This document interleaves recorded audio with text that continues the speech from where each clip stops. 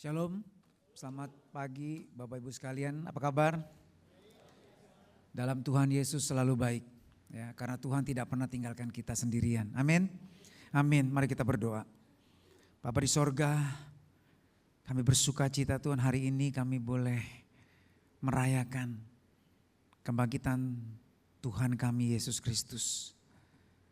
Tuhan, kiranya semua lagu yang kami nyanyikan tadi boleh Kau nikmati Tuhan. Engkau disenangkan. Karena sungguh Tuhan kami nyanyikan dengan segenap hati kami. Engkaulah pujian kami, Engkaulah kemuliaan kami. Engkau Tuhan penebus dan pembela kami. Terima kasih Tuhan. Sebentar kami rindu Tuhan mendengar kebenaran yang daripadamu. Kami percaya Tuhan. Pada saat kami datang dengan segenap hati kami, Engkau akan buka pikiran kami, buat kami mengerti kebenaran firman-Mu, sehingga kami boleh melihat janji-janji-Mu nyata dalam hidup kami. Terlebih kami boleh melihat Engkau Tuhan, bukan hanya sebagai Tuhan yang jauh, Tuhan yang maha kuasa, tapi juga Tuhan yang dekat, Tuhan yang sungguh nyata menyertai hidup kami. Terima kasih Bapa di sorga, dalam nama Tuhan Yesus Kristus kami berdoa. Dan terima jawaban doa kami. Kita semua yang percaya sama-sama katakan amin. Hari ini saya akan sampaikan tema yang sebenarnya sifatnya ini adalah apologetik, ya, pembelaan iman Kristen. Jadi judulnya adalah apakah Alkitab dapat dipercaya? Jadi ini adalah sebuah topik, ya, untuk kita boleh menjelaskan, memberi pertanggungan jawab kita kepada orang. Kita tidak hanya mengatakan Yesus Tuhan, kalau kamu gak percaya Yesus Tuhan mati masuk neraka loh kamu. Enggak, ya. Waktu kita menginjil, orang juga tidak akan bereaksi begini. Tuhan Yesus selamatin saya, Dia ampuni dosa saya, Dia tebus dosa saya. Kalau kita percaya kita masuk surga. Tuhan, orang tidak akan langsung menjawab, oh iya saya mau terima, atau enggak saya gak percaya. Enggak, pasti mereka akan bertanya, emang Yesus Tuhan apa? Emang kitab sucimu yang paling benar apa? Di mana-mana juga kecap ABC nomor 1, betul nggak? Nggak ada kecap ABC nomor 2, nggak ada.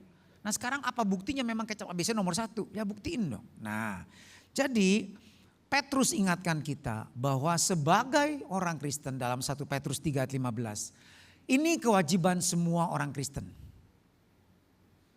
Ya. Kalau kita mau lihat ini konteksnya bicara soal orang Kristen, Bapak Ibu bisa baca dalam 1 Petrus 3 ayat 8. Kamu semua, kita semua orang Kristen. Lalu ayat 15 dia bilang begini. Ini tanggung jawab orang Kristen. Pertama, kuduskanlah Yesus sebagai Tuhan dalam hatimu. Jadi bukan cuma ngaku Yesus Tuhan, bernyanyi Yesus Tuhan, tetapi juga kita benar-benar kuduskan Yesus dalam hati kita sebagai Tuhan. Artinya apa? Kuduskan Yesus sebagai Tuhan. Ada 2 arti kudus. Yang pertama, artinya Tuhan itu spesial di hati kita. Gak ada yang lain. Tidak ada yang menyamakan Dia. Tidak ada berhala lain di hadapan kita, di dalam hidup kita. Itu artinya Tuhan tuh kita kuduskan dalam hati kita. Yang kedua, Tuhan itu suci dalam hidup kita. Sehingga karena kita percaya Dia suci dan kita adalah anaknya, maka kita mau semakin hari semakin kudus di hadapannya. Supaya kita semakin berkenan kepada Dia. Karena itulah tujuan kita diciptakan, supaya kita semakin serupa dengan Dia. Dan yang kedua, kita harus siap sedia selalu memberikan pertanggungan jawab, apologia, kepada orang-orang yang bertanya tentang pengharapan kita, tentang iman kita. Memang benar Kristen itu yang paling benar, bukannya semua agama sama. Nah kita harus bisa menjelaskan, itu bukan tanggung jawab penatua, pendeta, PA, PKS, tetapi juga semua orang Kristen yang sudah lahir baru. Pokoknya begitulah kata Pak Budi Setiawan, pokoknya percaya aja deh. Saya sudah puluhan tahun ikut Pak Budi Setiawan, selalu ngomongannya benar, percaya aja deh. Bukan begitu. Tetapi kita punya pengalaman bersama dengan Tuhan. Kita bisa saksikan. Nah ini yang menjadi kewajiban dari semua orang Kristen. Dan kenapa Alkitab bisa dipercaya? Ini alasannya. Alkitab bisa dipercaya karena Alkitab adalah firman Tuhan. Kalau bukan firman Tuhan, ya Alkitab nggak bisa dipercaya. Karena firman Tuhan, maka dia pasti benar. Ya, Kak Budi udah sharing minggu yang lalu bahwa bukan tingkat yang tertinggi. Satu-satunya kebenaran yang sejati adalah apa kata Tuhan.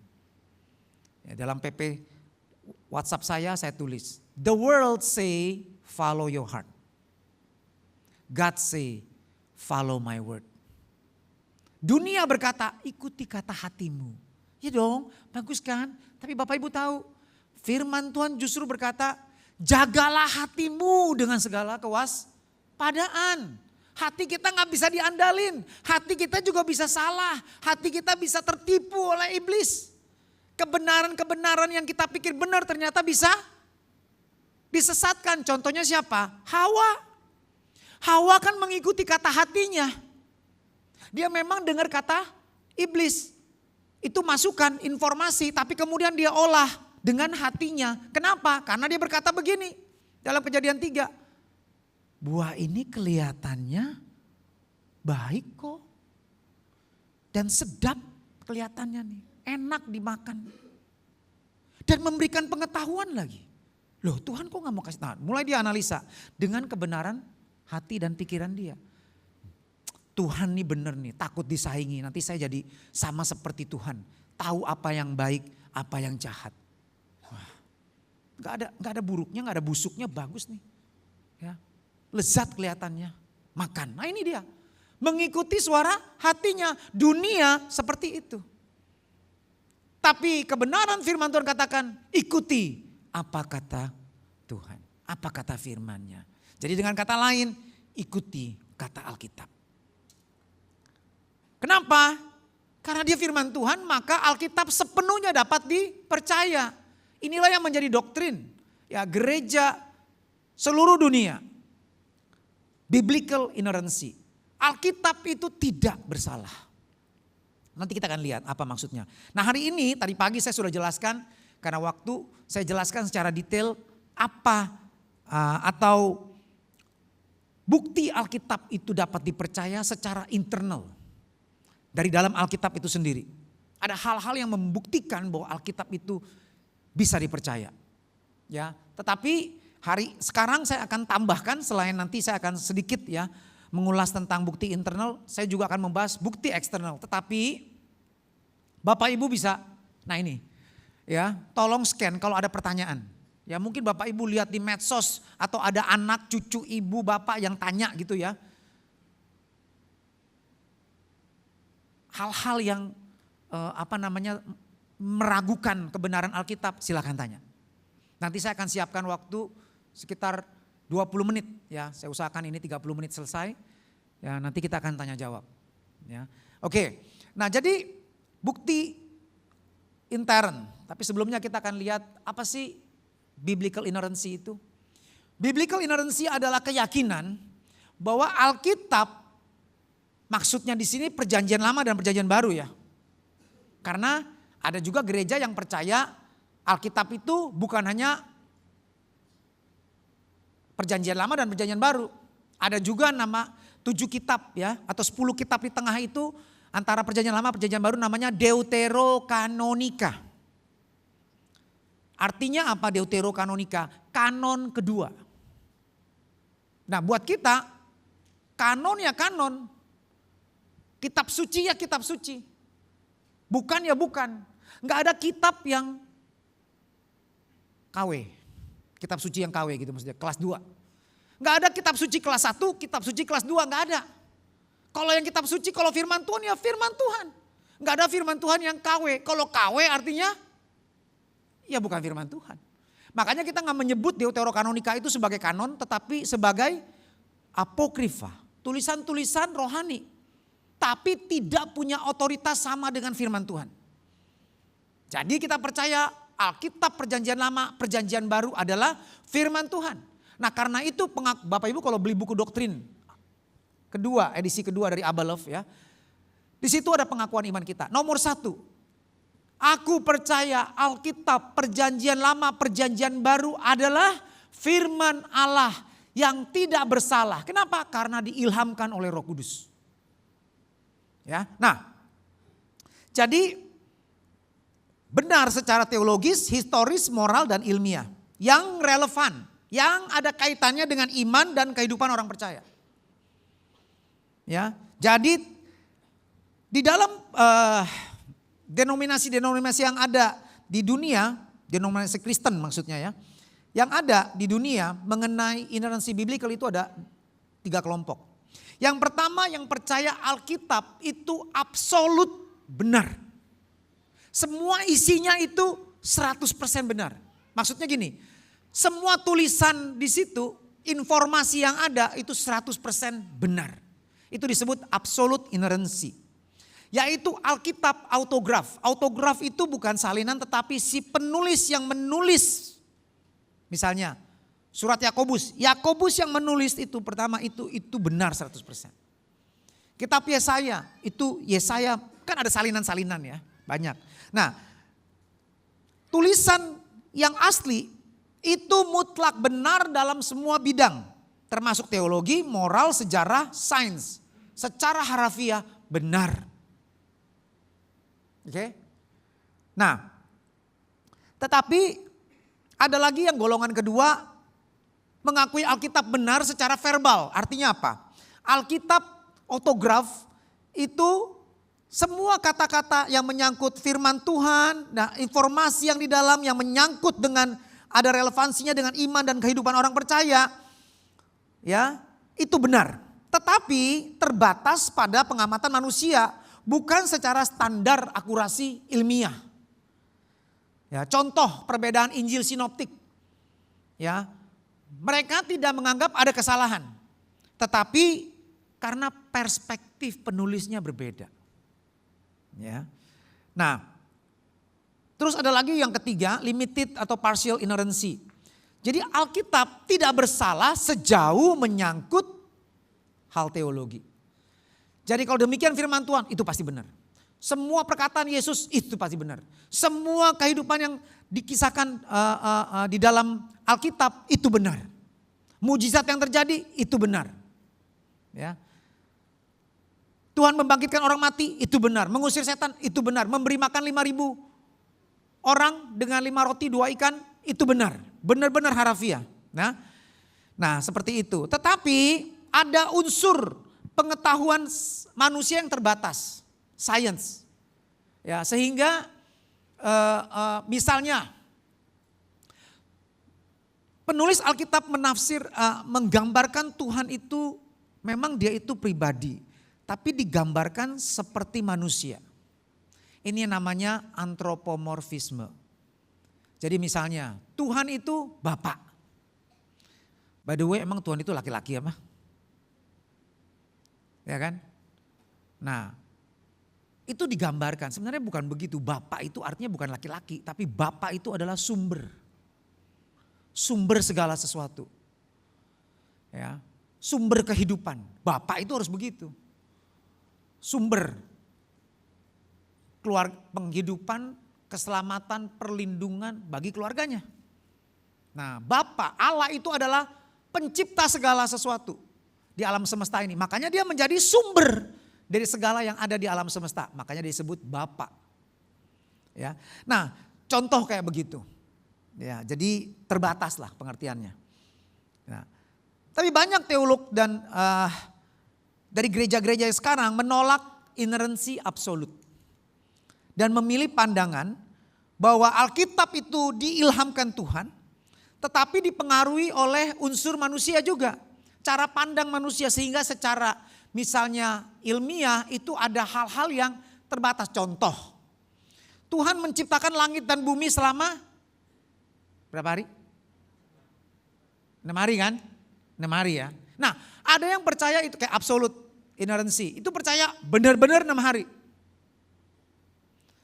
Nah tetapi yang golongan, ini bukan, ada lagi golongan yang percaya Alkitab bukan firman Tuhan. Tapi Alkitab berisi firman Tuhan. Beda tipis ya. Tetapi prakteknya Gereja yang percaya Alkitab berisi firman Tuhan, dia bisa memberkati pasangan LGBT. Pasangan LGBT boleh jadi pendeta. Nah itu golongan yang percaya Alkitab berisi. Jadi mereka nggak percaya. Jadi misalnya Yesus berjalan di atas air. Sebenarnya Yesus itu bukan berjalan di atas air. Karena malam pakai petromak, lihat Tuhan Yesus itu lagi di pinggir pantai, becek-becek gitu loh. Jalan. Oh itu maksudnya bukan berjalan di atas air. Yesus memberi makan 5.000 orang dengan 5 roti 2 ikan. Oh bukan. Orang Israel dulu kalau kemana-mana selalu bawa rantang. Ya, jadi waktu mereka mau makan, Tuhan Yesus pimpin doa berkat aja sebenarnya. Mereka keluarin rantangnya masing-masing makan. Nah ini gak nyambung. Jadi mereka gak percaya hal-hal yang mujizat. Loh ini yang gak masuk akal. Nah makanya ada aliran yang disebut aliran rasionalisme. Dia merasionalisasi semua ayat-ayat Alkitab yang gak masuk akal. Tetapi Allah itu kalau kita percaya dia Allah Maha Kuasa, mestinya memang Allah yang sanggup melakukan segala sesuatu. Jadi ini sebenarnya walaupun mengaku dia aliran rasionalisme, justru dia jadi irasional. Ya dong, kalau Tuhan memang Allah yang Maha Perkasa, kenapa dia gak sanggup bangkitin orang mati? Kenapa dia gak sanggup memberi makan 5.000 orang dengan 5 roti 2 ikan? Dan ternyata di dalam ayat itu kalau kita baca lebih teliti, mereka sudah ikut Yesus berhari-hari. Mau bawa ransel mau bawa rantang sebanyak berapa? 3 hari. 1 hari makan 3 kali. Jadi berapa rantang? 9 rantang. 1 orang kalau bawa anak. Mau bawa ransel segede apa gitu loh. Kan mereka gak ada persiapan. Mereka gak rencana. Bro siap-siap Yesus ini rada-rada panjang lu ngomongnya lu. Jadi bawa rantang yang banyak ya. Kan gak tahu. Mereka cuma terpesona sama Yesus ikut. Mana tahu. Mereka hanyut. Ngikut terus akhirnya sampai 3 hari. Ya kan? Dan Tuhan Yesus berkata, siapin makanan. Loh Tuhan berapa banyak duit yang mesti disiapin. Ya kan gak cukup ini. Begini banyak suruh pulang aja. Jangan. Kita harus tanggung jawab. Kasih makan. Dari konteksnya aja kita lihat bahwa Tuhan Yesus benar-benar secara literal. Dari 5 roti 2 ikan mereka Tuhan Yesus memberi makan buat 5.000 orang. Nah jadi seperti itu ya. Nah sekarang kita lihat bukti internal Alkitab dapat dipercaya. Nomor 1. Klaim Alkitab sendiri bahwa Alkitab adalah firman Allah. Bapak Ibu kalau sekarang punya aplikasi gitu ya. Mau Aceword, My Sabda, My Sword, apapun lah ya. Itu kalau Bapak Ibu klik, Allah berfirman, Tuhan berfirman, ya itu kalau diklik tuh, itu totalnya ada lebih dari 3.800 kali atau 3.800 ayat yang mengatakan Allah berfirman. Jadi artinya Alkitab itu adalah firman Tuhan, karena pengakuan dari si penulisnya, demikian adalah firman Tuhan. Ya, yang kedua, Tuhan Yesus sendiri mengakui pada waktu itu Tuhan Yesus ya belum belum ada perjanjian baru karena para rasul baru menulis ya sekitar 20-30 tahun setelah Yesus naik ke surga. Ya, baru ditulis sampai 50 tahun kemudian, ya. Yesus disalib 33 Masehi, ya, Injil dan sampai dengan dari Matius sampai Wahyu itu ditulis dalam rentang waktu tahun 50-an sampai 95 Masehi. Wahyu, ya. Nah, Tuhan Yesus mengakui bahwa perjanjian lama itu adalah kitab suci firman Tuhan. Kita lihat di dalam Matius 24. Lukas 24. Waktu Tuhan Yesus sudah bangkit dari kematian, lalu dia menampakkan diri kepada para murid, lalu Tuhan Yesus menjelaskan kepada mereka apa yang tertulis tentang dia dalam seluruh kitab suci. Grafe. Nanti kata kitab suci ini di sini ditulis kitab suci ya. Skriptura, grafe. Tetapi nanti juga kita akan lihat disebut tulisan, tapi sebenarnya itu juga sama juga kitab suci. Mulai dari kitab-kitab Musa dan segala kitab nabi-nabi. Jadi Tuhan Yesus mengatakan nubuat tentang dia ada di kitab Musa, yaitu Kejadian sampai Ulangan, 5 kitab itu, dan segala kitab nabi-nabi.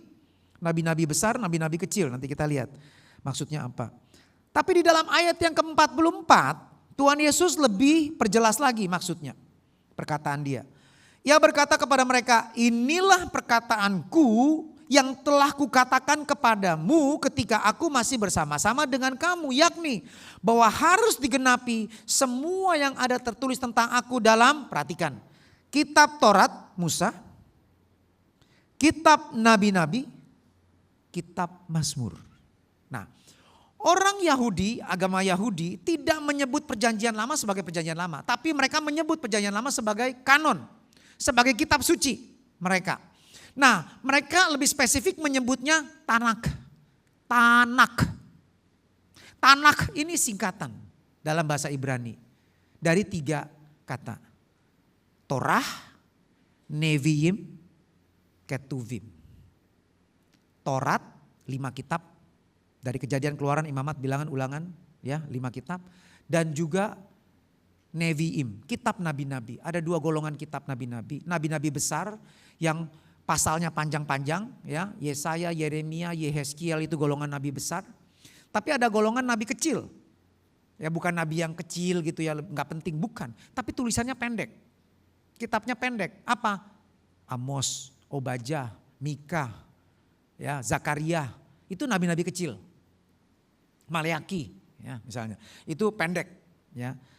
Habakuk, ya, tadi. Jadi itu adalah nabi-nabi kecil. Dan ada Ketuvim yang ketiga.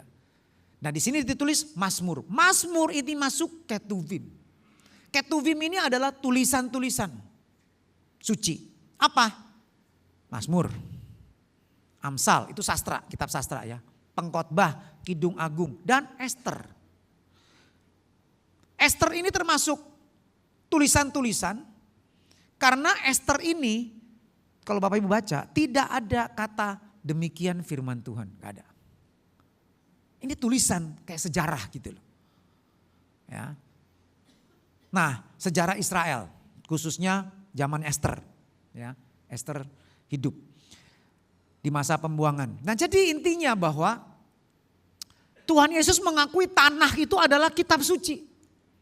Dan berisi nubuatan tentang kedatangan dan kehidupan Tuhan Yesus. Jadi itu klaim Alkitab sendiri.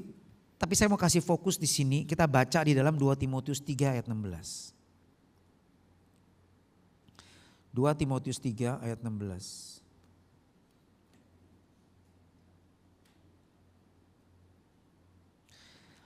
Segala tulisan. Nah, kalau saya di sini pakai Alkitab Bahasa Indonesia Sehari-hari atau BIMK ya.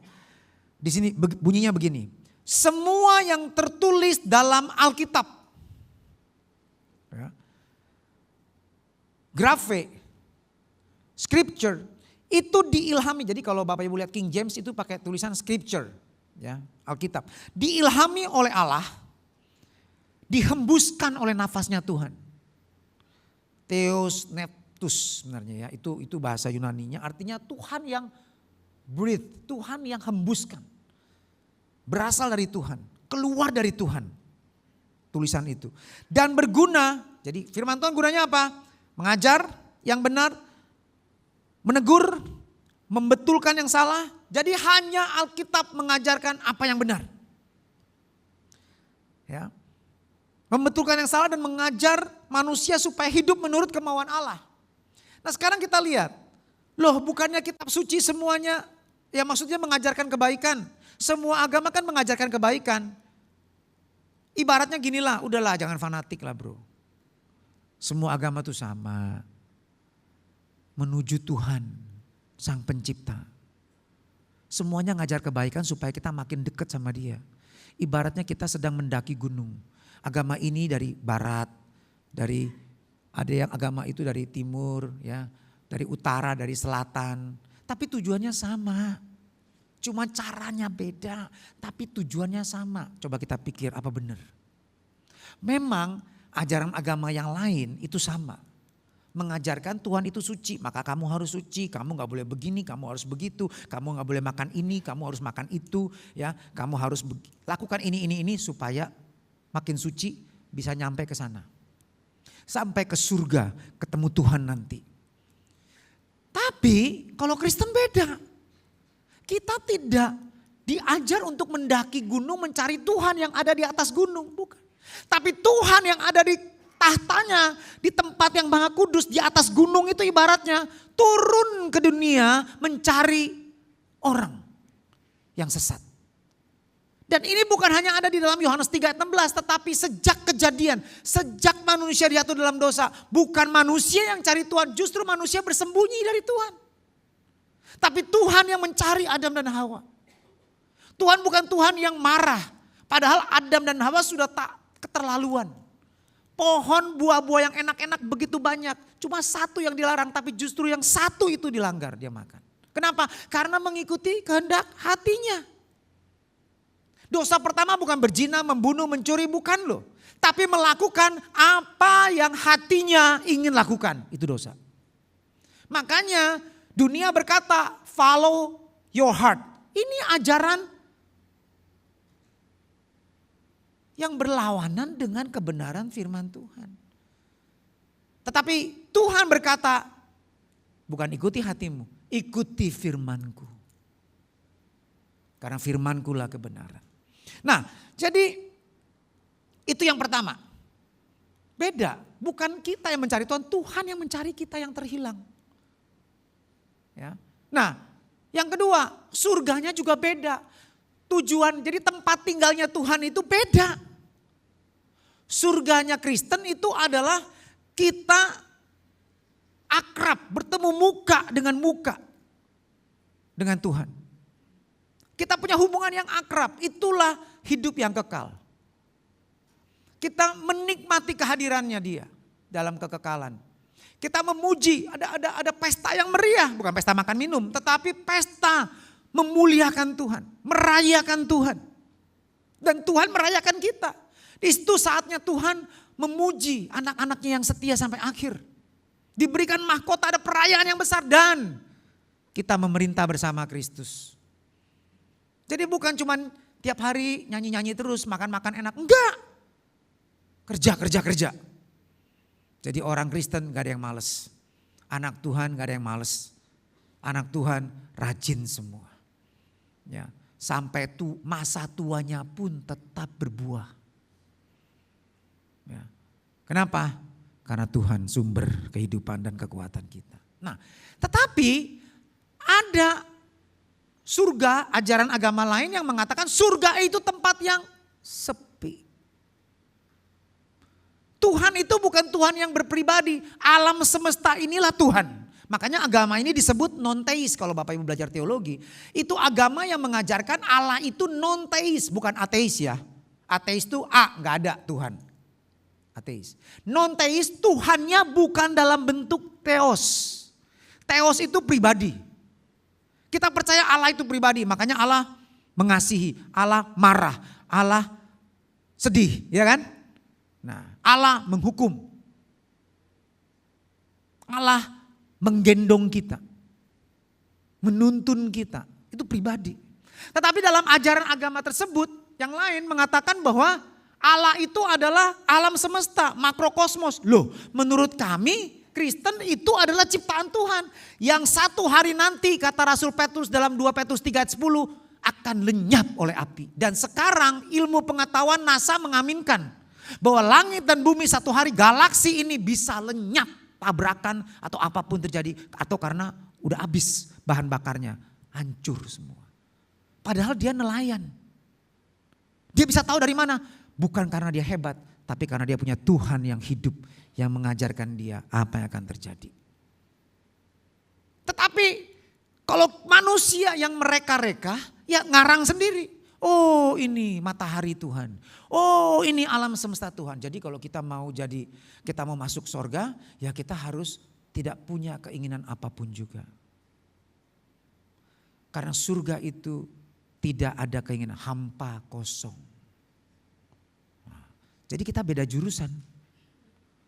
Jurusan surga di situ buat kita bukan surga. Justru di dalam Alkitab itu namanya Hades. Tahu Hades? Tempat yang gelap. Yang ada kertak gigi. Penyesalan. Sendirian, terpisah dari Tuhan. Orang-orang yang tinggal di sana adalah sekumpulan orang yang menolak Kristus. Sehingga mereka binasa. Karena dosanya gak ada yang tebus. Tetapi golongan agama itu mengatakan bahwa oh enggak, itu sorga. Jadi beda jurusan kita. Lah kalau beda jurusan mana bisa sama. Lah kitab sucinya ajarinnya aja beda kok. Ada lagi yang mengajarkan kitab suci sorga itu tempat kita bisa bebas. Ya, sekarang misalnya deh Pak Budiarto, istrinya berapa Pak? 1. Kalau pengen lagi gak boleh, tahan Pak, sabar. Nanti kalau udah meninggal bebas Pak Budiarto bisa dapat 7 boleh. 10 boleh, kawin bebas di situ. Mau makan apapun, babi semua boleh. Minum mabok boleh semua. Loh itu konsepnya tentang surga begitu. Lah kita enggak. Surga itu bukan bicara soal memuaskan hawa nafsu. Tetapi kita ada bersama dengan Tuhan yang Maha Kudus sehingga keinginan daging kita enggak ada lagi. Beda banget. Ya, jadi mana bisa sama? Ya, itu. Dan sekarang kita lihat nih, yang kedua. Bukti internal Alkitab dapat dipercaya, konsistensi luar biasa. Alkitab itu ditulis bukan oleh satu orang loh. Kalau satu orang itu mesti nyambung. Ini ditulis oleh 40 orang sepanjang 1600 tahun, bedanya dari mulai Kejadian sampai Wahyu itu bedanya 1600 tahun, ditulis oleh 40 orang. Ya, Musa pendidikannya Mesir, Daniel Aramik, orang bahasa Aram, dan dia dari Babel, lulusan dari Babel. Ya, terus kemudian ada lagi Ezra, Scribes yang pertama, terus kemudian Paulus, Farisi, terus kemudian ada Petrus dan Yohanes yang nelayan. Beda semua, tetapi tulisannya inline semua. Ini menunjuk padahal mereka gak punya grup WhatsApp. Kalau grup WhatsApp kan saling, hati-hati gue tulis begini biar nyambung ya semua ya. Gak ada komunikasi. Ya, tapi tulisan mereka inline. Dan makin hari bukan stabil inline begini, tapi makin hari makin tajam kepada Kristus. 1. Ya. Jadi itu. Yang ketiga, nah ini. Menurut question.org, Bapak Ibu kalau klik question.org ini adalah kumpulan para alumni dari Dallas Theological Seminary. Para teolog. Ya. Dan mereka meriksa di Alkitab. Berapa nubuat yang digenapi Tuhan Yesus? Mereka menemukan paling tidak ada 300 nubuatan yang digenapi oleh Tuhan Yesus. Ciri-ciri Mesias ini Mesias akan lahir di Bethlehem menurut Mika. Terus kemudian dia akan mati di kayu salib. Ya, dan nanti akan dikhianati oleh orangnya sendiri, orang pilihannya sendiri. Nah, itu digenapi semua satu-satu. Nanti dia akan berseru, Tuhan, Tuhanku, kenapa engkau tinggalkan aku? Digenapi semua.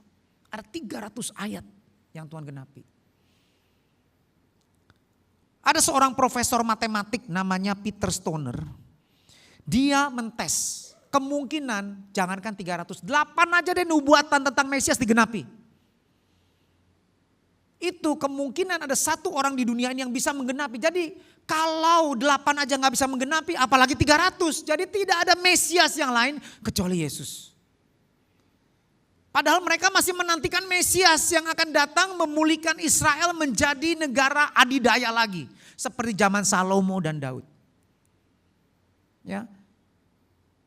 Dan menurut Peter Stoner kalau dia hitung kemungkinan ada orang yang bisa menggenapi 8 saja nubuatan perjanjian lama tentang Yesus, tentang Mesias.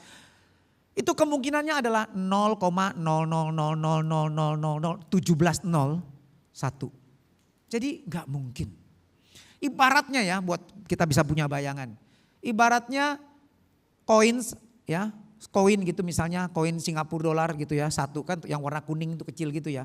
Kalau ditumpuk jumlahnya itu, jumlah koin itu adalah 100 kuadriliun. 100 apa?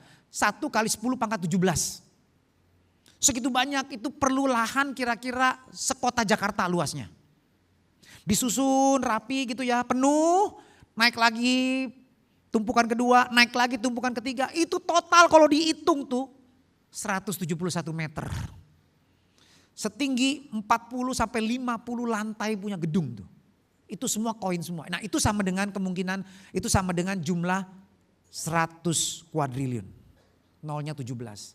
Dan dari semua itu pilih satu. Nah itu sama dengan kemungkinan 0,0000001. 17 nol. Jadi nggak mungkin. Mau berapa lama nih kita bisa bongkar pilih satu koin yang misalnya dikasih kode A atau Mesias M. Dari 100 kuadriliun itu pilih satu, sampai kapan kita periksa. Jadi nggak mungkin artinya. Ya, jadi ini membuktikan bahwa Alkitab itu benar. Karena 300 ayat menyebutkan ciri seorang Mesias dan itu digenapi dalam diri Yesus. Nah, yang terakhir, nubuat dalam Alkitab yang sesuai dengan fakta sejarah. Tentang kehancuran Babilonia, Yesaya 13. Nubuat kehancuran Yerusalem oleh Kristus. Dalam Matius 23:37. Waktu Tuhan Yesus pada masa dia hidup itu adalah tahun 32-33 Masehi. Dia menubuatkan apa yang akan terjadi tahun 70 Masehi. Yerusalem benar-benar hancur, bait suci hancur seperti yang Yesus nubuatkan. Terjadi. Ya. Terus kemudian nubuat tentang kehancuran langit dan bumi oleh Petrus tadi. Dulu gak ada yang bisa menjelaskan, gak ada yang ngomong seperti ini. Tetapi sekarang ilmu pengetahuan meneguhkan nubuat Petrus ini benar. Ya, 2 Petrus 3 ayat 10 kita baca. Tetapi hari Tuhan akan tiba seperti pencuri, hari kiamat. Pada hari itu langit akan lenyap dengan gemuruh yang dahsyat dan unsur-unsur dunia akan hangus dalam nyala api, dan bumi dan segala yang ada di atasnya akan hilang lenyap. Jadi kesimpulannya, jika segala sesuatu ini akan hancur secara demikian, betapa suci dan salehnya kamu harus hidup. Ya, jadi kita lihat pada zaman itu gak ada yang kepikir seperti itu. Tetapi sekarang, bahkan agama lain mengatakan bahwa langit dan bumi akan tetap ada sampai selama-lamanya. Tidak. Ya, itu adalah ciptaan, semua ciptaan ada endingnya. Ada beginning, ada endingnya. Hanya Tuhan sang pencipta tidak ada beginning, tidak ada ending. Ya. Nah itu bukti internal. Tadi pagi saya sudah jelaskan, jadi Bapak Ibu bisa lihat kalau mau lebih detail. Nah sekarang saya mau jelaskan tentang bukti eksternal. Bukti dari luar Alkitab. Yang membuktikan bahwa Alkitab itu bisa dipercaya. Alkitab itu benar-benar benar. Pertama, bukti transmisi, bukan translasi ya, bukan terjemahan, tapi bukti transmisi diwariskan terus nih, ditulis. Karena dulu gak bisa copy paste, pakai print gitu ya, semua tulis tangan semua Bapak Ibu. Ya. Nah, dan preservasi teks, konsistensi. Alkitab adalah satu-satunya, sekali lagi, Alkitab adalah satu-satunya manuskrip, memiliki manuskrip yang konsisten dan paling banyak ditemukan. Jadi ada yang mengatakan bahwa Injil itu benar, tapi Injil yang ada semua sudah dipalsukan. Dulu tahun 1000 Masehi waktu itu disampaikan belum ada ilmu arkeologi seperti sekarang. Sekarang kita bisa punya bukti-bukti. Kita bisa telusuri dan Bapak Ibu tahu. Gak usah jadi teolog yang ini ya. Bapak Ibu lihat. Ini.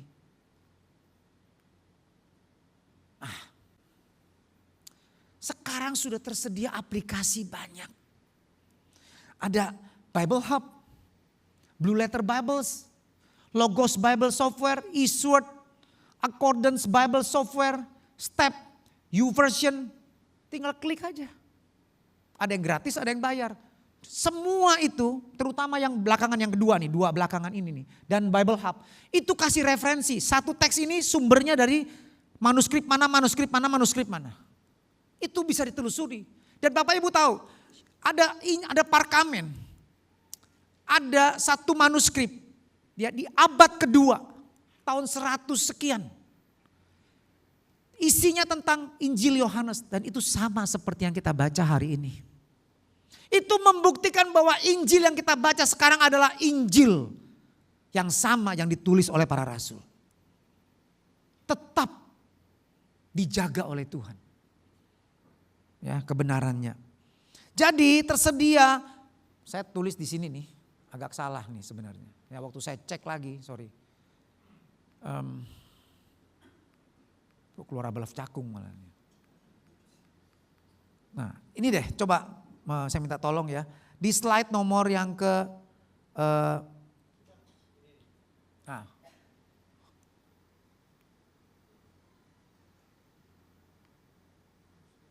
kok ini. Saya mau yang ke sebelumnya nih. Ke sebelum slide yang ke 8. Bisa nggak?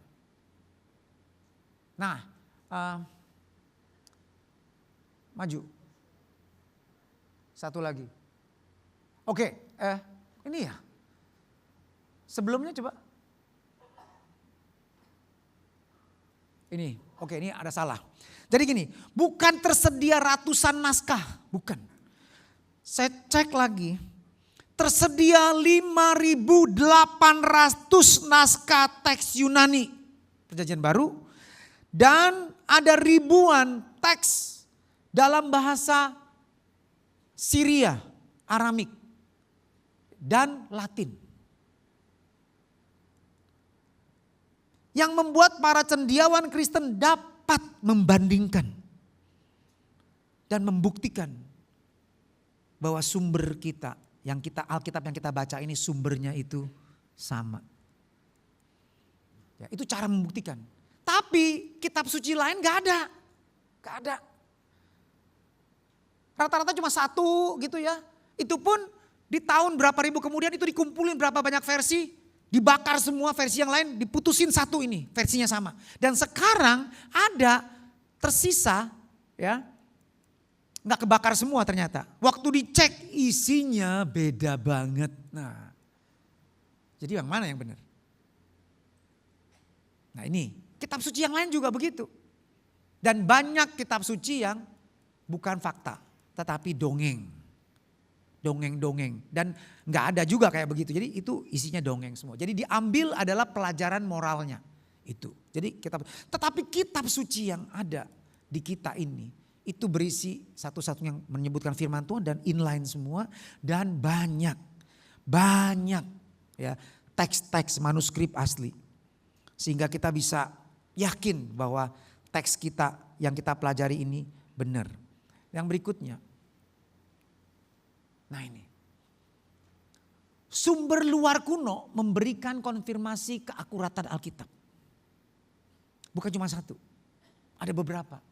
Dan ini sumber dari abad ke-1 zaman Yesus hidup, contoh Josephus Flavius. Josephus Flavius ini orang Yahudi, sejarawan Yahudi bukan Kristen. Tapi dia mencatat tentang penyaliban Yesus. Di masa pemerintahan Pontius Pilatus. Dan dia orang yang saleh. Satu-satunya orang yang benar disalib. Bukan pendosa besar. Karena dia dikatakan dia raja orang Yahudi. Jadi kalau raja orang Yahudi itu pemberontak. Jadi harus dibunuh. Nah kita tahu itu hasutan siapa? Orang Farisi. Dan ada juga kitab yang lain yang mengajarkan, agama lain yang mengatakan bahwa Yesus tidak disalib. Tapi fakta ini yang tulis Josephus Flavius katakan Yesus disalib. Itu sama nih dengan zaman Yesus hidup, dia hidup. Terus ada Tacitus, ini sejarawan Romawi. Suetonius, itu juga, itu abad 1-2 nih. Kitab suci lain ditulisnya itu abad yang ke 67 1000. Tahun 67 10, abad 10. Yang mengatakan bahwa tulisan para rasul perjanjian baru abad ke-1 ke-2 itu salah, lucu dong. Sedangkan sejarawan ini semua nih, Tacitus, Suetonius, Josephus Flavius, Lucianus dari Samosata, itu bukan orang Kristen itu. Ya, mereka menceritakan tentang kehidupan orang Kristen yang menyembah Yesus sebagai Tuhannya. Dan hari ini Bapak Ibu kalau klik di internet ada yang namanya, saya lupa ya. Lokasinya di Megiddo. Klik aja Megiddo. Di Megiddo ditemukan itu abad kedua menjelang abad ketiga. Itu ada gereja rumah. Pada saat itu orang Kristen masih dianiaya. Ada di rumah, ya. Dan di dalam altar situ ada tulisan Yesus Kristus Allah. Bukan Tuhan ya, bukan kurios ya, tapi Theos. Jadi ini membuktikan orang Kristen bukan baru menuhankan Yesus di abad ketiga. Abad keempat di Konsili Nisea 325. Bukan. Tapi jauh sebelum itu, ratusan tahun sebelum itu, orang Kristen sudah memanggil Yesus sebagai Allah mereka. Seperti Thomas.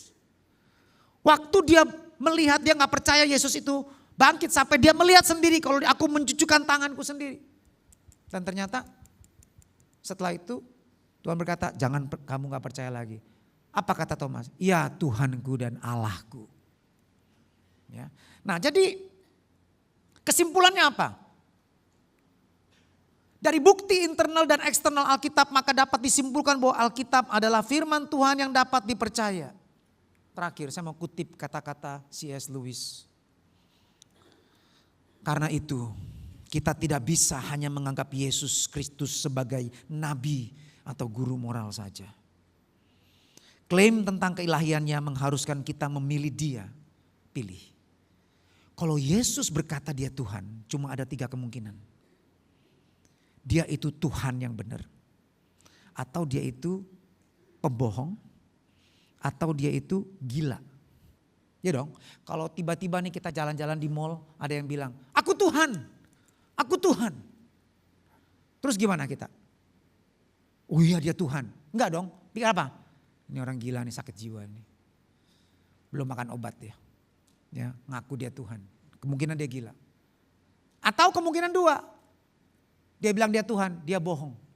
Jadi yang gila itu dia pikir dia Tuhan, padahal dia bukan Tuhan, itu gila. Kemungkinan kedua dia pembohong. Tetapi Alkitab mengatakan Yesus orang saleh. Dan Josephus Flavius juga mengatakan dia saleh. Jadi dia bukan pembohong. Dan dia bukan orang gila. Orang gila gak bisa bangkitin orang mati. Orang gila gak bisa menyembuhkan orang sakit. Orang gila gak bisa memberi makan 5.000 orang dengan 5 roti 2 ikan. Jadi pilihannya tinggal satu. Kalau Yesus berkata dia Tuhan, dia benar-benar Tuhan. Kalau dia Tuhan, semua perkataannya ya dan amin. Lebih mudah langit dan bumi lenyap daripada setitik firman Tuhan batal. Saya mau tutup dengan satu kesaksian. Tadi saya cerita banyak kesaksian. Membuktikan bahwa Yesus gak pernah berubah dulu, sekarang, sampai selama-lamanya. Markus 16 ayat 16-17 kata, inilah tanda-tanda orang percaya. Dia akan mengusir setan demi namaku. Saya waktu itu saya baru tim inti Komsel. Belum PKS. Tapi saya dengar dari teman, ya, dia punya teman, pacarnya sudah seminggu kesurupan. Udah orang-orang pinter, ya, dukun segala macam, gak bisa ya sembuhin. Tapi ada juga yang sekarang waktu dukunnya ada dia sadar, begitu dukunnya pulang kesurupan lagi. Lalu saya datang sama bertiga teman-teman, ya, teman Komsel 3 orang. Saya mampir ke Hero supermarket di mana tuh Cideng, waktu itu masih ada Hero. Saya beli di Tomang, saya beli minyak olive oil, kita doain, ya, Tuhan biar Roh Kudus-Mu ini nyata bekerja. Begitu saya datang jam 5, loh udah mandi dia rapi. Ya, dia mahasiswa kedokteran Trisakti, dokter gigi. Cantik tampangnya. Ya. Saya bilang, loh kamu udah? Saya bilang salah alamat kali ini orang udah, enggak Pak, tunggu Pak. Dia kesurupannya waktu jam 6, ada beduk maghrib. Nah dia mulai kesurupan. Bapak datangnya kepagian Pak. Oh ya, Jangan, justru sekarang dulu saya nginjilin dia kan. Saya tanya, kamu udah sembuh ya? Sudah. Kok bisa? Yang jagain saya nih kalung saya ini, kalung. Itu kalung sembahyang, rosario. Oke, terus saya bilang kalau rosarionya hilang gimana? Kalau rosarionya rusak gimana? Tapi kalau ada Yesus dalam hidup kamu, dia gak pernah tidur. Dia gak pernah ninggalin kamu. Kamu akan aman selalu dalam dia. Kamu pernah gak mengundang Yesus sebagai Tuhan Yesus? Belum. Ya udah, saya injilin. Jadi saya duduk di sini, teman saya main gitar 2 di situ. Saya injilin. Nggak taunya waktu saya nginjilin jam 6 sore. Beduk. Saya nggak tahu, saya lagi baca Alkitab. Tiba-tiba muka yang cantik jadi serem loh. Matanya ke atas, putih, giginya gini. Langsung mau tekam saya, gitu. Saya kan kaget kan, dalam nama Yesus diam, saya bilang. Langsung dia diam. Belum keluar itu setan. Papanya sampai datang dari Bangka karena anaknya nih gak pernah kayak begini. Ya. Terus kemudian dia ngaku itu Lucifer. Mau Lucifer, Luciana, Lucia apalah gak peduli ya kan. Di dalam nama Yesus harus tunduk semua yang di langit, di bumi maupun yang di bawah bumi. Itu kata firman Tuhan ya kan. Saya belum jadi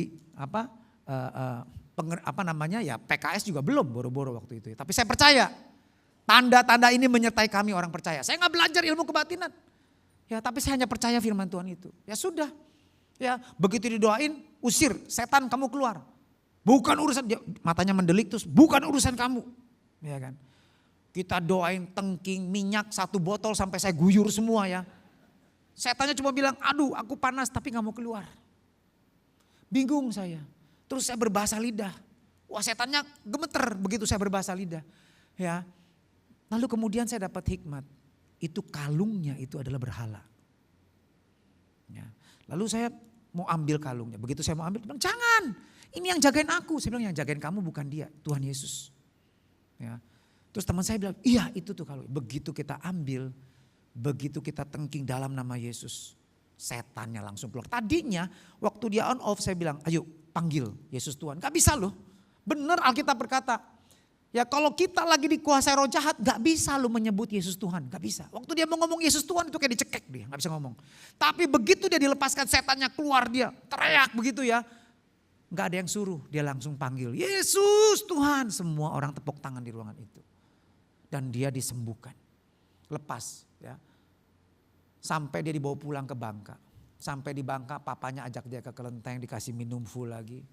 Balik lagi ya. Tapi intinya di situ saya lihat. Kita bukan kita yang punya ilmu. Tapi karena kita anak-anak Allah. Tuhan meneguhkan firman-Nya. Ya, dia tidak pernah berubah. Oke. Nah, jadi hari ini biar kita boleh benar-benar ya mengandalkan firman Tuhan, berpegang kepada prinsip kebenaran firman Tuhan. Kalau ada pertanyaan silakan. Baik, terima kasih untuk yang bertanya. Ada 4 pertanyaan Pak David, semoga kita bisa jawab semua. Yang pertama, bagaimana kita tahu bahwa informasi yang disediakan di dalam Alkitab 100% akurat dan objektif? Misalnya spesifiknya kitab Kejadian. Apa? Terakhir? Misalnya secara spesifik misalnya dalam kitab Kejadian. Mengenai apa? Jadi bagaimana kita tahu bahwa informasi yang disediakan di dalam Alkitab itu 100% akurat dan objektif? Iya. Misalnya tadi apa yang terakhir? Kitab Kejadian. Kitab Kejadian? Ya, misalnya. Oke, kitab Kejadian misalnya. Allah menciptakan langit dan bumi, ya kan? Hari pertama Tuhan menciptakan terang segala macam kan? Nah, kita sekarang teolog pada umumnya memang ada aliran yang percaya, oh ya Tuhan menciptakan 6 hari. Ingat, ada keterbatasan manusia di sini. Nah, dalam menerjemah atau mengartikan itu semua. Nah, sekarang kalau kita ikutin misalnya 6 hari. Padahal kan ilmu pengetahuan berkata ini proses jutaan tahun, betul gak? Penciptaan itu jutaan tahun. Mulai dari Big Bang misalnya itu berjuta-juta tahun. Nah, itu bagaimana sekarang sinkron? Katanya Tuhan menciptakan langit dan bumi 6 hari. Kalau begitu bumi ini umurnya 6.000-an tahun lebih. Kalau dihitung-hitung nih. Karena ada silsilahnya semua. Nah, sekarang para teolog ini menemukan.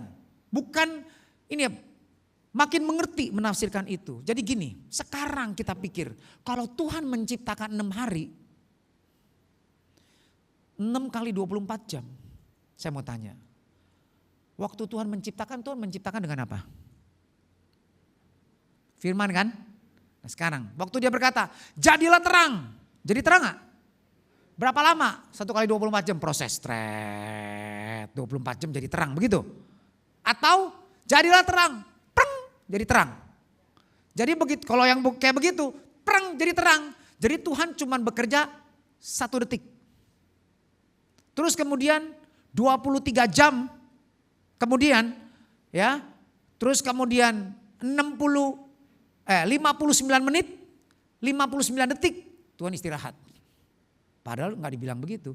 Tuhan berhenti di hari ke-7, bukan istirahat ya, Tuhan gak pernah capek. Tuhan berhenti di hari ke-7. Jadi selama 6 hari itu dia bekerja terus. Nah, kalau gitu dia bekerja 24 jam atau bekerja 1 detik. Lalu istirahat 23 jam, 59 menit, 59 detik. Lalu hari kedua, nah jadi istirahat tuh. Habis dia ngomong preng jadi istirahat. Besoknya lagi jam 00.00 hari kedua. Preng, ciptain lagi apa? Cakrawala, apalah segala macamnya urut-urutannya. Terus sedetik, prek, terus istirahat lagi. Begitu. Aneh ya. Nah, jadi itu sendiri akan jadi blunder. Nah, tapi sekarang para teolog apologet menerjemahkan begini. Kebanyakan yang apologet ya. Yom, kata hari itu adalah periode. Contoh, 1 masa, 2 masa kitab Daniel, 1 masa, 2 masa, setengah masa. Itu bicara soal masa waktu, yom juga. Berapa lama? 3,5 tahun. Jadi hari di situ adalah periode. Jadi kalau mau diterjemahkan dengan bahasa, nah ini bahasa manusia kan terbatas Pak. Jadi kalau kita terjemahkan yom begitu maka artinya ada periode pertama urut-urutan. Tuhan menciptakan terang dulu. Ya, terus kemudian Tuhan menciptakan periode yang kedua, misalnya Kejadian deh. Ya. Berfirmanlah Allah, jadilah terang, lalu terang itu jadi. Nah, itu proses tuh, berapa juta tahun tuh. Terus kemudian Allah menamai terang itu siang, gelap itu malam. Berfirmanlah Allah, jadilah cakrawala di tengah-tengah segala air. Ini 1 periode lagi. Jadi ini bicara soal urut-urutan periode penciptaan. Bisa berjuta-juta tahun. Bisa miliaran tahun. 1 periode. Nah ini tafsiran kayak begitu Pak. Tetapi intinya tadi dalam 2 Timotius 3. Ya kita boleh begitu. Tapi ada hal-hal yang memang sifatnya misteri karena keterbatasan pengetahuan kita. Nggak usah jauh-jauh deh. Allah Tritunggal itu aja suatu konsep yang sebenarnya agak susah gitu loh menjelaskannya. Tetapi bukan berarti kita kalau nggak ngerti Tritunggal kita nggak masuk surga. Tapi Allah itu Tritunggal, tetapi bukan berarti pengetahuan kita harus sempurna, enggak. Tetapi ukuran kita selamat adalah pengenalan kita, iman kita kepada Tuhan. Semua firman yang tertulis dengan jelas itu tujuannya untuk kita taati. Tapi ada misteri-misteri dari Tuhan yang kita enggak ngerti, itu bagian Tuhan. Nanti kalau kita ketemu Tuhan kita bisa tanya dengan jelas, Tuhan sebenarnya kamu ciptain itu bagaimana sih prosesnya. Tetapi enggak usah pusing gara-gara itu lalu kita menolak Yesus yang adalah satu-satunya Tuhan dan Juru Selamat. Tadi saya cerita ya, seorang bapak yang dia dari agama lain, dia lumpuh kena guna-guna, 3 bulan dia lumpuh tapi dia disembuhkan oleh doa seorang hamba Tuhan biasa. Doanya berapa lama? Kalau di total 12 jam dia berdoa. Kita tekun gak berdoa kayak begitu? Ya, tapi dia percaya firman Tuhannya dan amin. Setan apapun pasti keluar, kalah. Dan Tuhan Yesus datang menyembuhkan dia. Kenapa? Karena Tuhan Yesus yang tangannya berlubang paku itu yang mengangkat tangan dia. Dan Bapak Ibu, bukan cuma itu. Dia sudah percaya Yesus Tuhan. Tapi dia masih sayang lepasin ilmu dia. Karena ada pendeta-pendeta yang masih bisa disantet sama dia, digendam sama dia. Karena apa? Saya bilang itu pendeta yang gak benar. Bukan semua orang yang berseru kepadaku Tuhan, Tuhan masuk dalam kerajaan sorga. Kita kalau panggil dia Tuhan, kita memperlakukan dia sebagai Tuhan gak dalam hidup kita. Itu pendeta yang gak benar. Dan benar. Kenapa dia bertobat? Karena dia pernah mau gendam satu pendeta. Namanya Pontius Takaliwang. Seorang dosen di I3 Malang. Waktu dia ngajar tentang exorcism, pengusiran setan. Dia bilang ngaco nih, sok tahu nih, kan gue udah jago, gue udah lebih ngerti, ini ngaco nih. Sekarang lu jago ya. Gue digendam sama dia. Gak mempan ilmunya balik. Dia bilang biasanya kalau orang punya ilmu, begitu diserang akan berasa langsung persiapan. Baca-baca atau apalah gitu ya, persiapan gitu. Ini enggak, dia enggak tahu dia diserang. Tapi ilmunya balik semua. Lalu kemudian keponakannya itu teman sekelas. Lalu dia tanya, boleh gak aku ke rumah kamu, aku mau lihat. Dan dia lihat ternyata hamba Tuhan ini adalah seorang hamba Tuhan. Seorang pendoa. Ya, Tuhan yang memagari hamba-hambanya. Tuhan perlindungan dia. Beda kalau agama lain kita mesti punya ilmu. Kita ilmunya kalah kuat, mau ilmu putih, ilmu kuning tetap kalah. Sama yang lebih tinggi. Tapi kalau kita anak Tuhan, Tuhan yang jaga kita. Ya, Tuhan yang jadi pagar. Dia Jehovah Sikenu. Dia Jehovah sumber kebenaran kita. Dia Jehovah Nisi, panji keselamatan kita. Ya, kita nggak tahu kita diserang, tapi Tuhan yang memagari kita. Roh di dalam kita. Saya pernah satu kali juga. Saya nggak tahu loh, saya lagi nggak mikirin apa-apa. Karena saya mau bisnis batu bara di Makassar. Lalu kemudian penambang ini dia tuh pakai dukun, pinter katanya. Ya, anggota DPR, gubernur semua pakai dia, katanya. Saya nggak tahu kan, saya ditanya, Bapak perlu nggak? Saya bilang enggak. Saya lagi mikirin bagaimana, saya lagi nggak bahasa lidah nggak apa, tapi saya cuman pikirin bagaimana nanti saya deal sama ini. Ya. Terus kemudian gak lama dia di kamar lain, dia panggil nama saya. Pak David, tolong sini. Saya kaget, begitu saya masuk, ibu yang tadi sopan gitu ya. Orang pintar ini tiba-tiba dia teriak. Terus penerjemahnya, Pak, jangan maju lagi. Ilmu Bapak bentrok sama ilmu ibu ini. Ilmu apa? Bapak agamanya apa? Kristen. Langsung dia teriak, Betani, katanya. Dipikir saya Betani. Bukan, saya Abalaf, saya bilang. Ya, yang penting bukan Abalaf Betaninya, tetapi anak Tuhan yang sejati. Ya kan? Itu loh. Saya nggak tahu, kenapa? Biasanya kalau saya usir orang yang kerasukan itu matanya mendelik ke atas. Ini lagi biasa. Ngomong baik. Ya kan? Tapi dia takut sama saya, katanya ilmunya jago. Loh, saya nggak ada ilmu apa-apa. Ya kan? Tapi saya percaya Yesus Tuhan dan juru selamat saya. Roh di dalam, nah terus habis itu ya.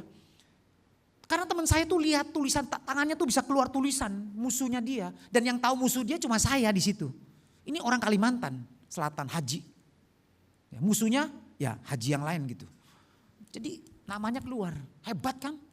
Nah saya gak tahu nih dia kesurupan. Terus ibu itu jalan keluar, lihat air gitu kolam renang. Terus saya penasaran, saya deketin dia mau lihat. Begitu dia lihat saya deket, dia langsung pingsan gitu. Ya, begitu dia bangun, loh kayak orang bingung. Loh, rupanya dia trans tadi. Bukan trans Jakarta, lagi trans gitu, lagi kesurupan gitu ya. Ya, lalu di dalam hati ada suara. Sebab roh di dalam kamu lebih besar daripada roh di dunia ini. Itu bedanya. Kalau agama lain kamu harus belajar ilmu. Ya, supaya kamu bisa dilindungi. Tetapi di dalam Tuhan, Tuhan sumber keselamatan dan perlindungan kita. Bukan kita yang hebat, tapi karena Tuhan kita yang hebat. Oke, terus? Ya, pertanyaan kedua dari 6 pertanyaan. Ketika menghadapi teman atau saudara, bahkan orang-orang tua yang belum percaya, mereka selalu bilang semua agama sama. Bagaimana cara yang efektif dan tanpa menyinggung mereka untuk menyatakan bahwa Yesus adalah satu-satunya juru selamat? Oke, tadi saya bilang, tadi saya udah ngomong kan, tujuannya surganya aja beda. Ajaran tentang Tuhannya beda. Gambaran tentang Tuhannya beda. Kok bisa sama? Ya kan? Kalau kita bilang, saya kenal Pak Jokowi. Jokowi yang mana? Jokowi itu orangnya gemuk. Semampai, semeter tidak sampai. Rumahnya di Glodok. Itu Jokowi yang mana? Itu pasti bukan Jokowi yang dulu bekas presiden, betul gak?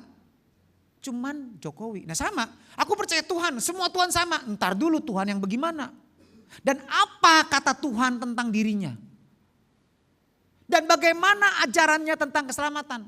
Kalau dia mengatakan semuanya sama, lu mau ikut yang mana boleh sama. Tapi kita enggak. Tuhan Yesus berkata, akulah jalan, singular, satu-satunya.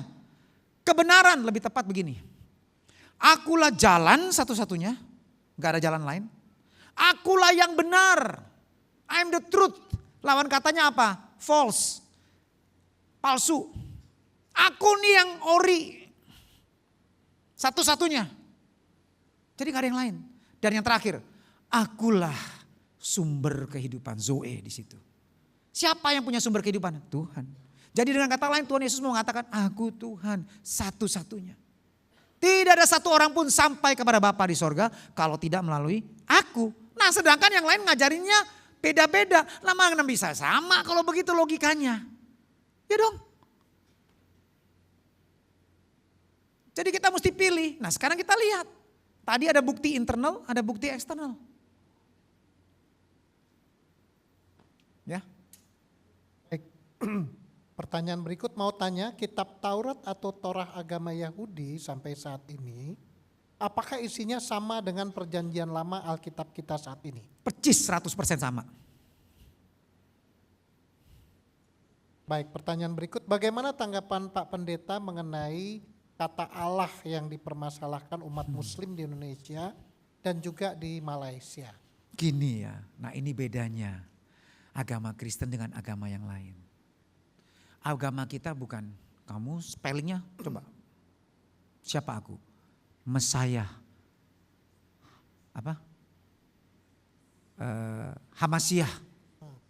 Mesti ngomong pakai bahasa Ibrani Pak. Kalau enggak Tuhan enggak ngerti. Yesua Hamasiah. Oh ngerti. Dia itu adalah Yahweh.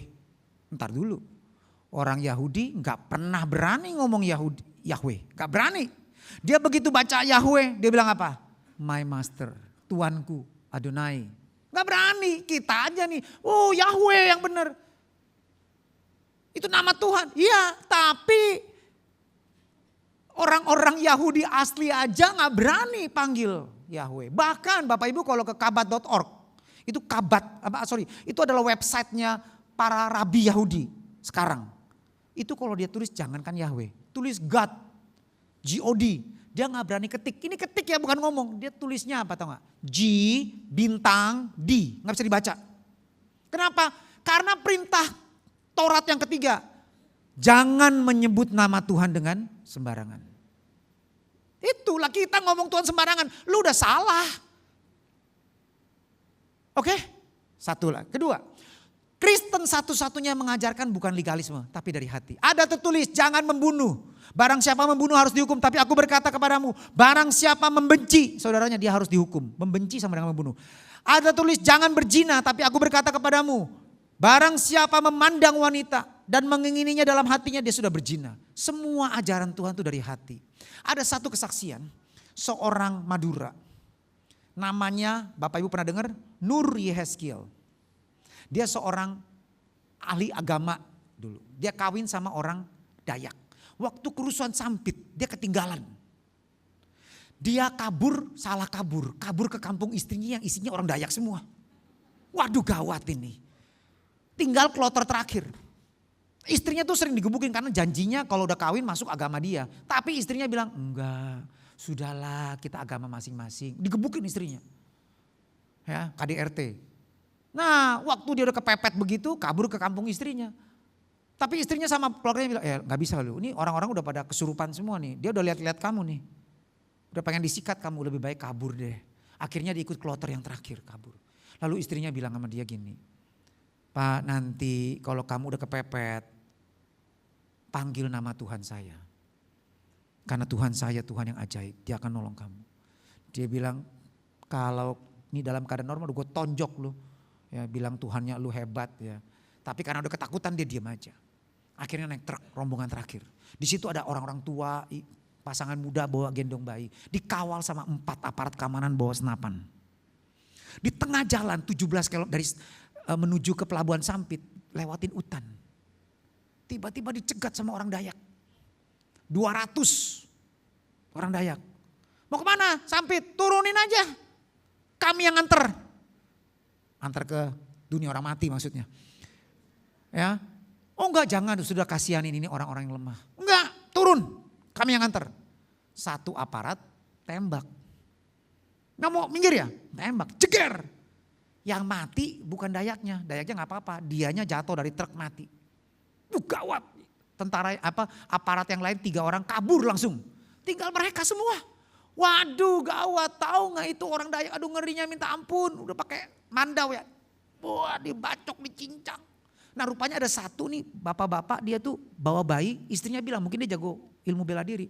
Pahlawan pak, siapa tahu bayi kita selamat. Bapaknya berdiri langsung mau melawan. Baru berdiri, putus kepalanya. Bayinya ditusuk, dilempar kayak mainan gitu loh. Dia udah ketakutan. Dia udah gak bisa berdoa lagi, gak bisa sembahyang, gak bisa lagi. Dia cuma ingat ngomongan istrinya. Kalau kamu kepepet takut, panggil nama Tuhan saya. Dia panggil apa? Yesua Hamasiah. Enggak, boro-boro. Dia panggil begini. Tuhannya istri saya. Bayangin. Siapa? Ngomong yang jelas. Enggak, Tuhan gak begitu. Tuhan lihat hatinya. Tuhannya istri saya. Mesti panggil Adonai, Elohim. Enggak. Yahweh, enggak. Tuhannya istri saya, tolong saya. Kalau kamu benar Tuhan yang hidup. Kalau kamu selamatkan saya akan jadi penyembahmu. Ya. Tiba-tiba dia berasa seperti ada selimut yang bungkus dia. Damai, tenang. Lalu dia berdiri. Orang Dayak liatin dia atau enggak? Kayak lihat temen. Tetap cincang, yang lain dicincang. Yang ini cuma lihat kayak lihat temen aja. Terus dia lompat dari truk, ini 200 orang nih. Dia lompat dari truk, dia lari. Lari gak lama, gak jauh. Orang Dayak nguber. Wah gawat dia lari. Depannya sungai. Dia lompat ke kanan. Orang Dayak ini gak uber ke kanan, uber ke kiri. Ternyata bukan nguber dia. Kenapa? Karena di sana ada orang Madura sekelompok lagi bersembunyi di sungai. Kecium sama mereka. Karena mereka kesurupan semua. Jadi yang diuber bukan dia. Dia. Kenapa? Karena ada pelindung yang menjagai dia. Selamat jadi hamba Tuhan sekarang. Beri tepuk tangan buat Tuhan. Tuhan kita adalah Tuhan yang melihat hati. Bukan melihat omongan kita doang. Tapi hati kita. Menyembah dia enggak? Percuma panggil dia Yesus Tuhan, Tuhan ngomong bahasa Ibrani, ngomong bahasa Yunani. Tapi hatinya enggak taat sama Tuhan, enggak takut sama Tuhan, enggak mengasihi Tuhan. Enggak ada gunanya. Oke, lagi.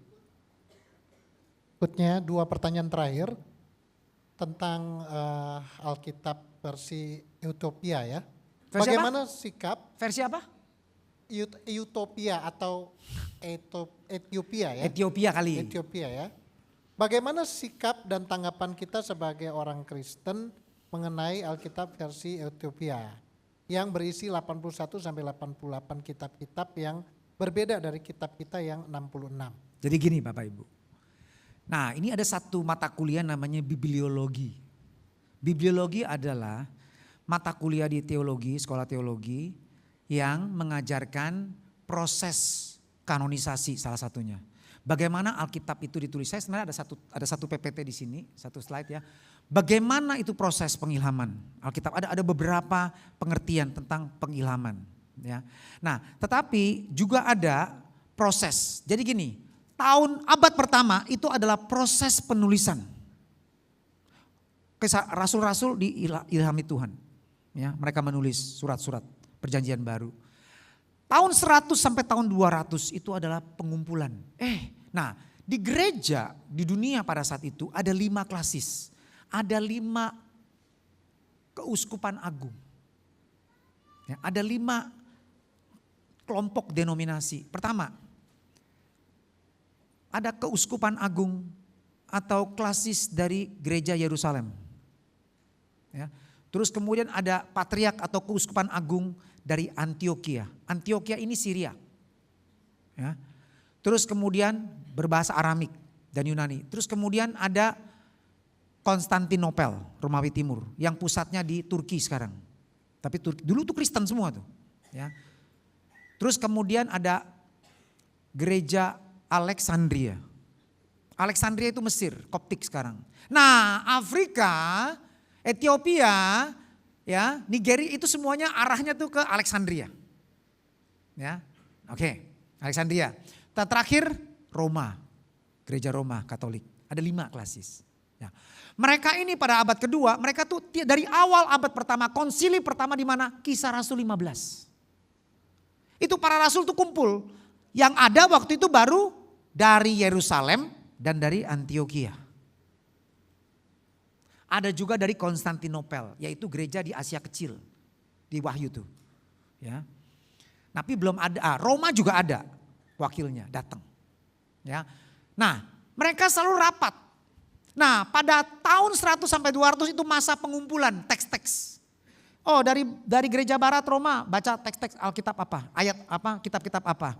Kalau kamu, nah perjanjian lama itu sudah sepakat karena kita ngikuti. Makanya saya bilang waktu Bapak tanya, apakah Alkitab perjanjian lama kita sama dengan Yahudi? 100% sama. Kenapa? Karena tanah itu disahkan di Konsili Jamnia tahun 90 Masehi. Dan kita ikutin itu. Septuaginta itu tambahannya itu 10 kitab atau 7 kitab itu Deuterokanonika itu ditambahkan belakang. Tetapi di Konsili Jamnia itu gak setuju. Karena itu ditulis diaspora tahun antara 400 sampai 0 Masehi. Oke, nah itu sama gereja Ethiopia dipakai. Nah gereja Ethiopia ini sangat terkenal dengan aliran yang agak lain, ya, mistisisme. Contoh, Origenes itu bapak gereja yang ditolak oleh semua gereja. Tapi dia tetap terima. Kenapa? Karena Origenes walaupun dia seorang teolog besar, tetapi dia mengajarkan 2 ajaran sesat. 1, universalisme. Tuhan itu kasih. Karena Tuhan kasih, maka semua orang akhirnya akan masuk surga. Bahkan setan pun akan masuk surga nanti. Diampuni. Karena Tuhan sangat kasih. Itu ajaran sesat yang pertama. Walaupun dia sangat baik, luar biasa, ajarannya bagus, tetapi karena terakhir dia sesat. Coret namanya dari santo, sebagai santo. Tetapi gereja Ethiopia tetap terima dia. Satu lagi dia ngajarkan pra-eksistensi. Manusia tuh karena jadi tafsirannya tuh udah alegoris, kebablasan ya. Manusia karena diciptakan dari hembusan nafas Allah. Maka nafas Allah sudah ada dari kapan? Dari kekal kan. Jadi artinya Bapak Ibu sebelum kita lahir nih, kita sudah di sorga ada. Cuma sekarang kita lupa. Nah ini ajaran sesat, enggak. Nah tapi Ethiopia terima. Termasuk kitab Henokh, kitab yang ngerti gak? Semua kitab-kitab yang apokrifa diterima semua, makanya sampai 88. Nah waktu tahun 100 sampai 200 gereja kumpul, kita sudah pilah-pilah. Ini ya, yaitu tadi itu ya. Ada yang pertama 27 kitab PB plus 10 kitab. Itu pun jadi perjanjian baru udah tetap 27, gak ada yang lain. Tapi ada yang terima yang tadi Deuterokanonika. Ini bagian dari perjanjian lama sebenarnya. Karena itu intertestamen. Tapi kalau perjanjian baru dari dulu, dari abad kedua, abad ketiga. Abad ketiga keempat itu mulai fix. Timbullah itu tadi. Ya, Konsili Kalsedon yang mensahkan semua Alkitab yang ada di kita pegang sekarang ini. Nah gak termasuk yang tadi apokrifa. Tapi kalau dia terima semua. Gitu loh Pak. Prosesnya gitu. Oke. Sudah semua Pak, pertanyaan Oke. terakhir udah tersinggung Ya. tadi. Ya. Terakhir, ya, mari kita berdoa. Kita sudah dengar bahwa firman Tuhan, Alkitab adalah firman Tuhan. Dan firman Tuhan punya satu pesan khusus. Allah adalah Allah yang menciptakan manusia sesuai dengan gambarnya. Tapi manusia memilih jalannya sendiri. Manusia berontak dari Tuhan. Tapi Tuhan, Dia mengasihi kita. Karena itu dia berkata, marilah kepadaku semua yang letih lesu dan beban berat. Aku akan memberikan kelegaan. Hanya di dalam Kristus ada kelegaan, ada keselamatan, ada perlindungan. Ada hidup yang kekal. Kalau kita percaya dia Tuhan. Mari kita bukan hanya mengaku dia Tuhan. Tapi kita mau jadikan dia sebagai satu-satunya Tuhan dan penguasa hidup kita. Taati firman-Nya, haus akan kebenaran firman-Nya. Maka kita akan lihat Tuhan nyata dalam hidup kita. Amin. Tuhan Yesus berkati.